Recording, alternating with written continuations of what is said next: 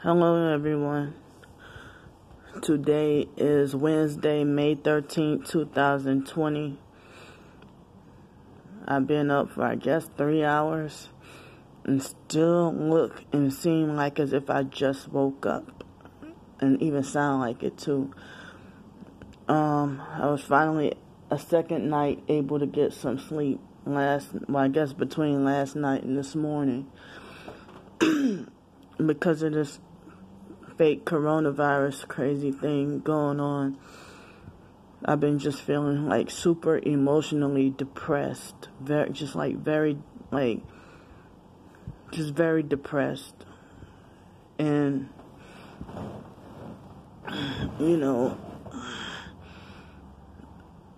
it's like I'm glad to not have to deal with psychiatry and a mental health thing anymore, but I've been just feeling like just down and just sad and depressed about nothing being normal.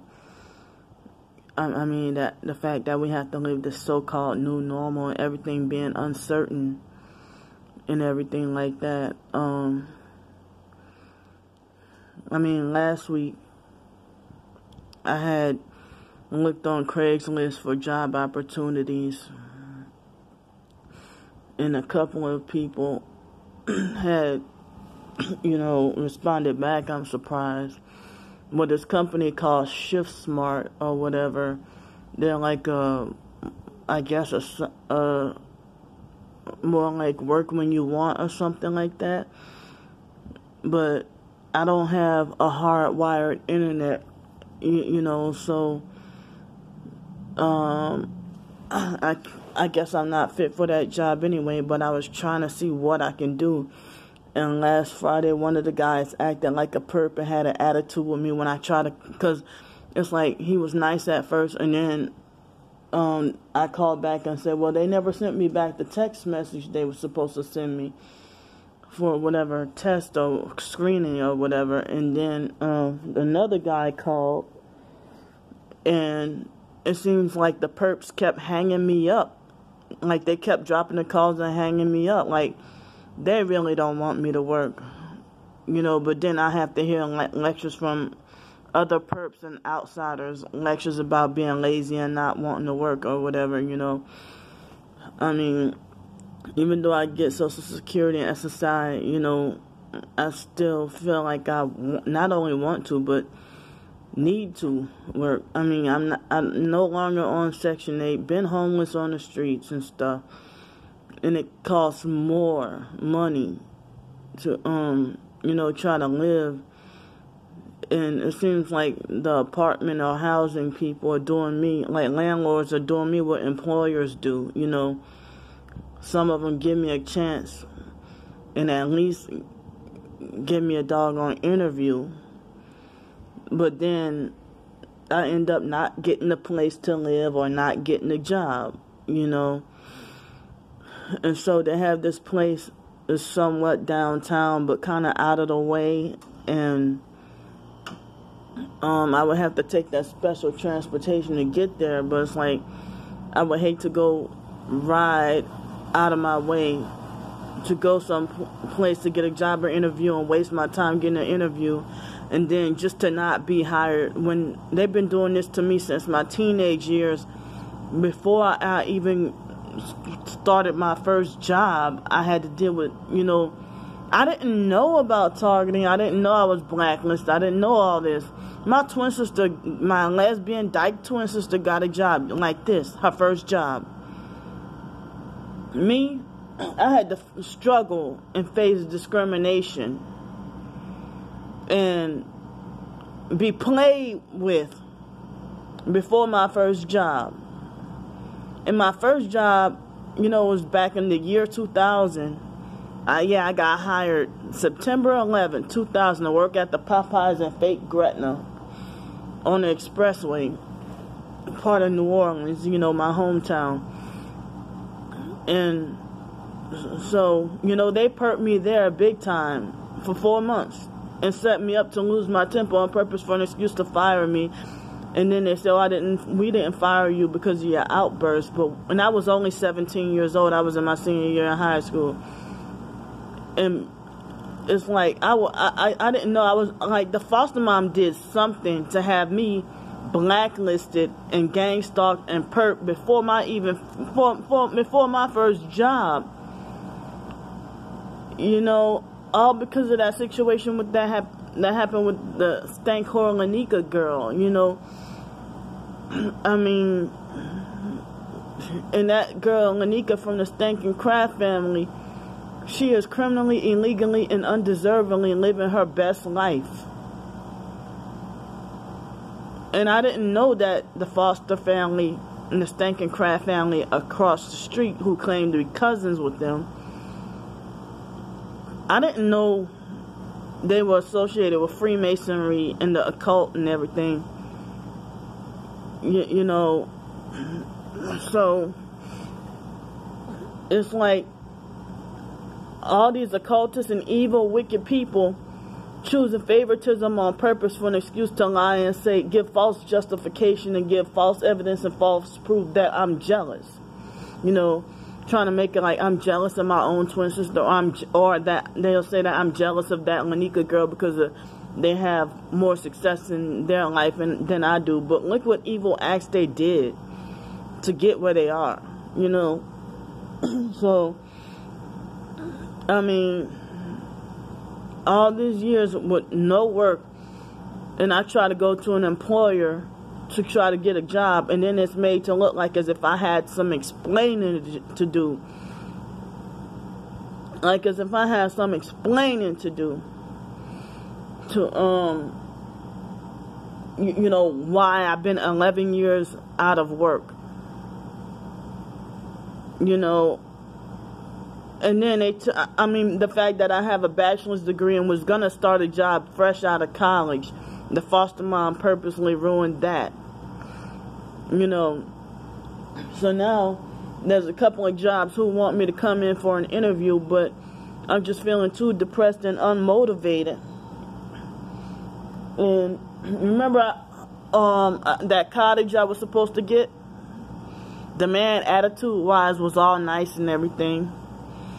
And then right after me, they had these two female perps, with a deceitful looking smile on their face. They were pulled up in a raggedy Jaguar, a raggedy Jaguar car. I mean, even if for an older model raggedy Jaguar car, I figure you have to be rich in order to have, a Jaguar, you know. But they look like they were on drugs, and they come in with a deceitful looking smile on their face, fake friendly, pulled up right as I was leaving. I figured that they had something to do with, like these women look like, that smile looked evil towards me, you know.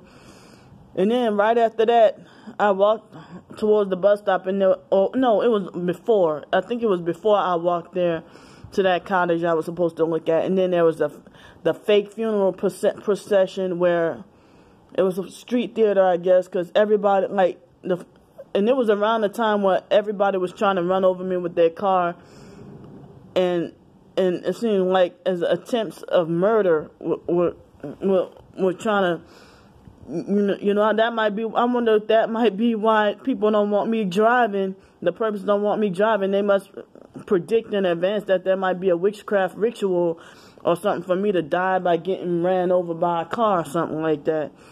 That might be, you know. I remember when I was in 2007, and a lot of times when I was on those psych medications, I used to be like mentally blacked out and walk across the street and not realize.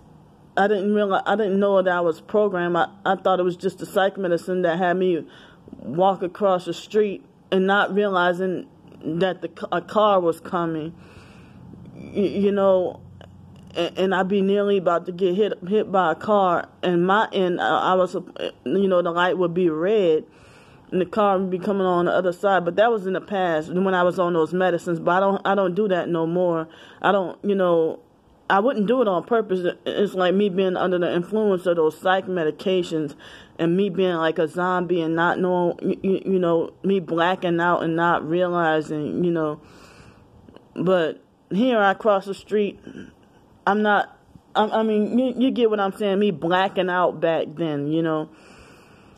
So, I have not really, sometimes I might have, with the sleep deprivation, you know, the quick,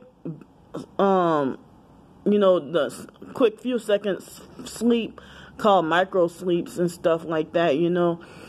But, back to what I was saying, like, the cottage place that I was supposed to get, and a few other places I was supposed to, apartments, houses, whatever, cottage, trailer that I was supposed to get. It seemed like as if they ignored me and denied me, and then it seemed like they were still advertising the place. So now I look on Craigslist, that Holiday Inn at the beach, and a few other places, Sammy Barker's place, where the manager was nice to me at Sammy Barker's, but they keep advertising. They didn't choose or select me, but they keep advertising their job. They keep putting ads out for their job, you know. And so now this place called Joe Patty's, you know, they asked me yesterday to come in for an interview. It's like, I feel just exhausted from the sleep deprivation. My body's still catching up, and I'm depressed and stuff. And it's like, I feel like, why even waste my time to go there if they're not even gonna, you know, they're probably gonna do me the same thing, deny my application or resume, and just act like they still looking for people, act like they still need people.